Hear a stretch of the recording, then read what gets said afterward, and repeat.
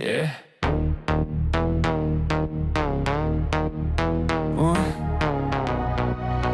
Mitä syötäis? Mä johdan tiimejä, mä ratkon kriisejä, mä handlaan Excelit ja HR-nippelit. Mut kotona illalla mä oon täysin pihalla.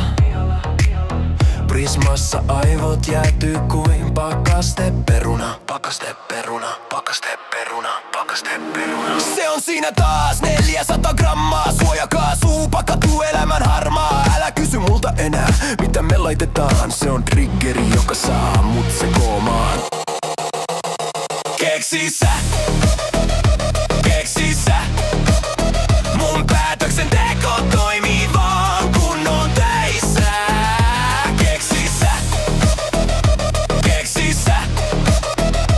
Ei oo mitään antaa, nyt on täysin tyhjää. Ihan sama on vale, mitä vaan on ansa. 3 päivää pizzaa, nyt haluisin jotain muuta. Baby, nyt tehdään muutos, yritetään todella. Mut mun aivot sammuu aina kaupan ovella. Ovella, ovella, ovella. Keksi sä, keksi sä. Mun päätöksenteko toimii vaan kun on töissä. Keksi sä, keksi sä. Ei oo mitään antaa, nyt on täysin tyhjää. Hyllyssä on 100 kirjaa ja reseptejä. Jamie lupaa, et kaikki on selkeetä. Mut jääkaapin edessä tunnen pelkoa. Enkä saa omista ajatuksista selkoa. Äiti teki ruoka joka ilta vaivatta. Mä luulin, et se on helppoa, mut olin hukassa. Hän tiesi aina mitä pöytään laittaa, mut en tiennyt miten vaikeeta tää on kantaa.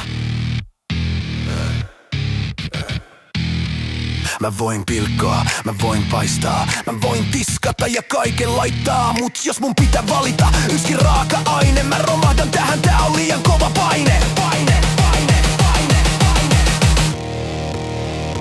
Keksi sä.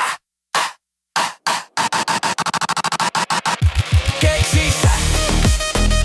Keksi sä.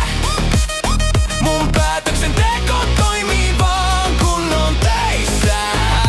Keksi sä. Keksi sä. Ei oo mitään antaa, nyt on täysin tyhjää. Huomenna mä yritän taas, mut tiedän miten käy. Keksi sä.